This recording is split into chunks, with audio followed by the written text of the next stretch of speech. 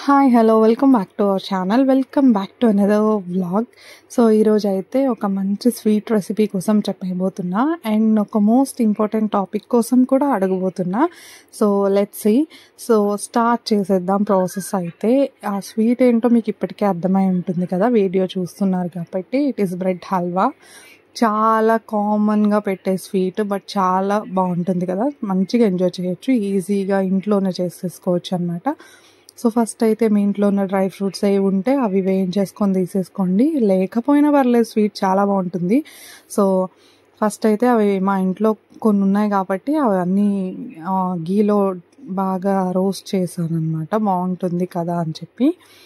So కొన్ని అయితే పీసెస్గా కట్ చేసుకొని వేసుకున్నా, కొన్ని డైరెక్ట్గా కూడా వేసేసుకున్నా. అవి బాగా కొంచెం గోల్డెన్ బ్రౌన్ కలర్ వచ్చేంత వరకు వేపేసి పక్కకు తీసేసుకుంటే సరిపోతుంది. ఇంకా ఈ కలర్లో వస్తే చాలు. ఈ కలర్లో వచ్చిన వెంటనే తీసేసి అదే నెయ్యిలో కొంచెం ఆయిల్ కూడా యాడ్ చేసుకోండి. డీప్ ఫ్రై అంత అవసరం లేదు, బట్ కొంచెం ఫ్రై చేసుకునేదానికి కొంచెం ఆయిల్ వేస్తే సరిపోతుంది. ఒక 2-3 టేబుల్ స్పూన్స్ వరకు వేస్తే సరిపోతుంది అనమాట. సో ఆ ఆయిల్లోని ఆ బ్రెడ్ స్లైసెస్ ఉంటాయి కదా, ఆ స్లైసెస్ని మీరు సైడ్ ఎడ్జెస్ తీసి కట్ చేసుకున్నా పర్లేదు, నార్మల్గా కట్ చేసుకున్నా పర్లేదు. నాకైతే ఎందుకో వాటితోనే వేస్తే బాగుంటుంది, కొంచెం క్రిస్ప్నెస్ అనేది యాడ్ అవుతుంది కాబట్టి నాకైతే బాగా నచ్చుతుంది. ఆ క్రిస్పీగా ఆ తగిలే ముక్కలు అండ్ నార్మల్గా ఉండే బ్రెడ్ చాలా బాగుంటుంది హల్వా టేస్ట్లోకి. ఎంతమంది నాతో అగ్రీ చేస్తారో కమెంట్ చేసేయండి. చాలా మందికి ఇలాగే నచ్చుతుంది, నాకు కూడా ఇలాగే నచ్చుతుంది కాబట్టి నేను అవి స్లైసెస్ కట్ చేయలేదు, యాజ్ ఇట్ ఈజ్ అలాగే తీసేసుకున్నాను. అలా ముక్కలు కట్ చేసి వేసాను, కొన్ని ఏమో డైరెక్ట్గా వేసేసాను అనమాట. ఇంకా కట్ చేసేదానికి ఇంకెందుకని చెప్పి, ఎలాగో ప్యాన్ చిన్నదని చెప్పి అందులో డైరెక్ట్గా ఒక్కొక్కటి వేసేసి వేయించేసుకున్నాను అనమాట. ఇది కూడా గోల్డెన్ బ్రౌన్ కలర్ వస్తే సరిపోతుంది. కొంచెం క్రిస్పీగా, కొంచెం స్మూత్గా ఉంటుందన్నమాట హల్వా అంతా కూడా. సో ఈ విధంగా వచ్చినప్పుడు తీసేసుకుంటే సరిపోతుంది. తీసుకొని సైడ్కి పెట్టేసుకోవాలన్నమాట.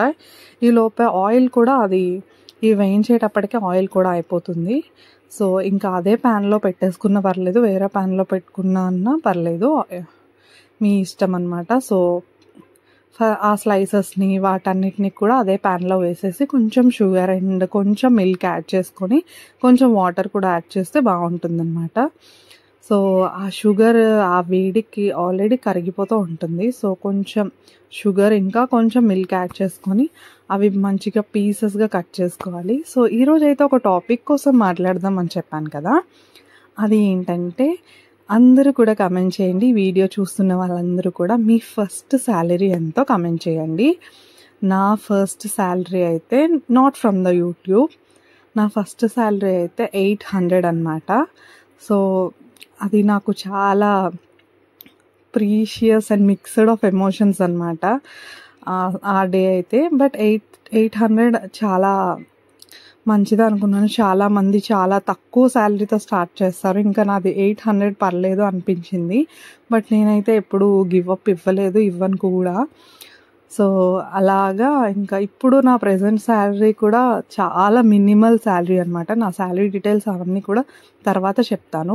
బట్ నేనైతే ఒక విషయం చెప్పాలనుకుంటున్నాను. మన ఓన్గా తెచ్చుకునే జాబ్లో ఉండే కిక్ ఉంటుంది చూడండి, చాలా బాగుంటుంది.